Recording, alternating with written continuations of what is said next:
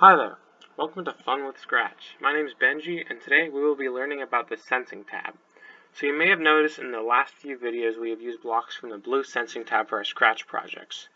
Today we'll go into how to use some of these blocks to add flavor to our projects and code complex scripts. The last time we looked at if blocks and if-else blocks, but today I'll be using those same blocks to show you how we can use the Sensing tab. So let's start by setting our program up. So drag a when flag is clicked block out from events, and then drag a motion block, go to X, Y, and I'm going to set the starting coordinates to -166, -10. Now, next I'm going to go to control and then get a forever loop, which we learned about in the last video, as well as an if-then block.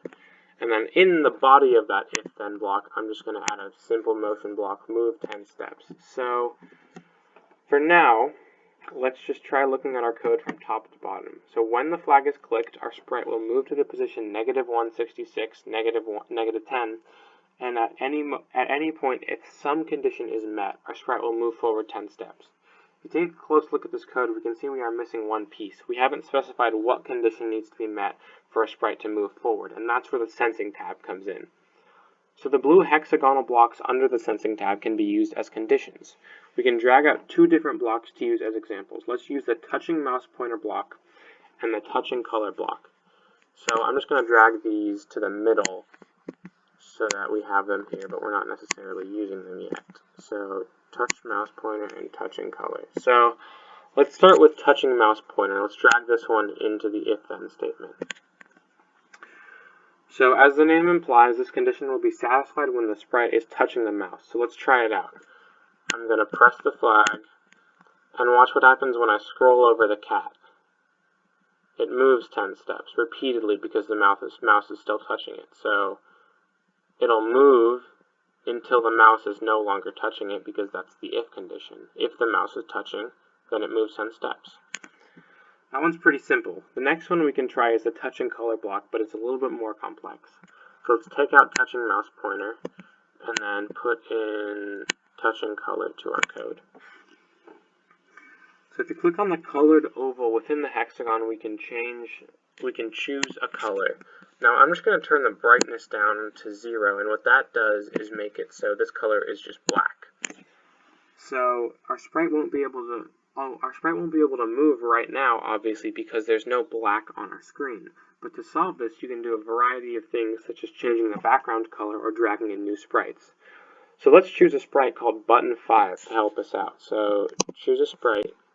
Now look up buttons and click button 5. Now I'm going to drag button 5 to the place where the cat starts. And now watch what happens. When I press the flag, the cat's going to go back to -166, -110, and it's going to be touching this black. Now because it's touching this black, I'll go back to the code. Because it's touching this black, it's going to move 10 steps until it's no longer touching the black. So watch what happens. Press the flag, the cat moves until it's not touching it anymore. Perfect. So those two blocks are really great examples of condition blocks that we can use. I would encourage you to play around a little more with the hexagonal condition blocks, and you can mess around with blocks such as the key press block, mouse block, and more options within the touching mouse pointer block. Now the final thing we'll go over today is how to use the oval-shaped blocks within the Sensing tab. These blocks can be used to find out information and display it. Like we did for conditions, let's set up our code before we use any of the sensing blocks. So to start with, we can get rid of all this code because we don't need it anymore. And I'm also going to delete the button 5 sprite because we also don't need that. So, yeah, let's drag in a new when flag is clicked block and a wait 1 second block. So go to events, when flag is clicked, and then wait 1 second is in motion. Grab that, and then let's go to looks, and then add a say hello for 2 seconds block. So, if we read our code from top to bottom, when the flag is clicked, our program will wait 1 second before saying hello for 2 seconds. But we can introduce sensing blocks to this code. So let's drag over the Mousex block, timer block, and loudness block, and the answer block. So go to sensing, scroll down to the oval ones, get Mousex, loudness, timer, and answer block. So we're going to use all of these. So, can you guess where we might be dragging these blocks into our program? It might be a little bit harder to find than last time, but if you look closely, our blue blocks are oval-shaped.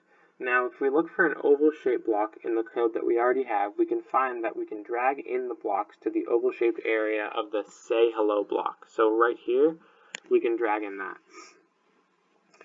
So, for example,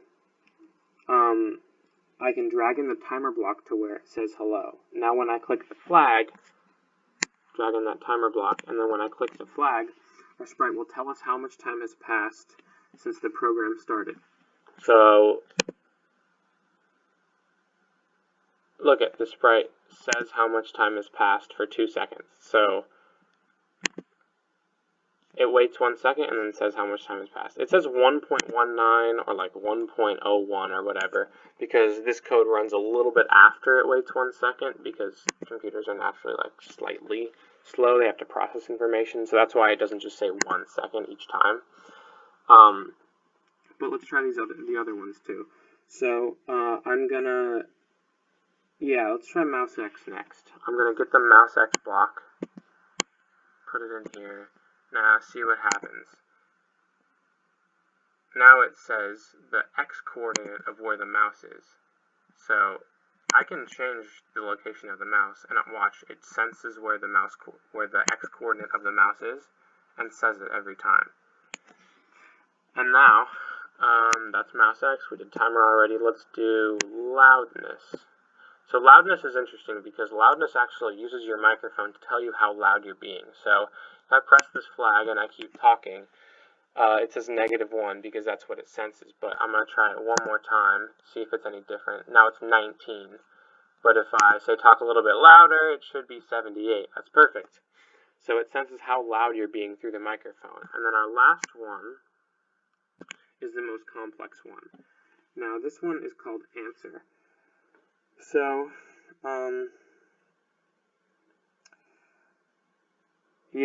let's find another block. Let's find the ask what's your name and wait block in the sensing tab.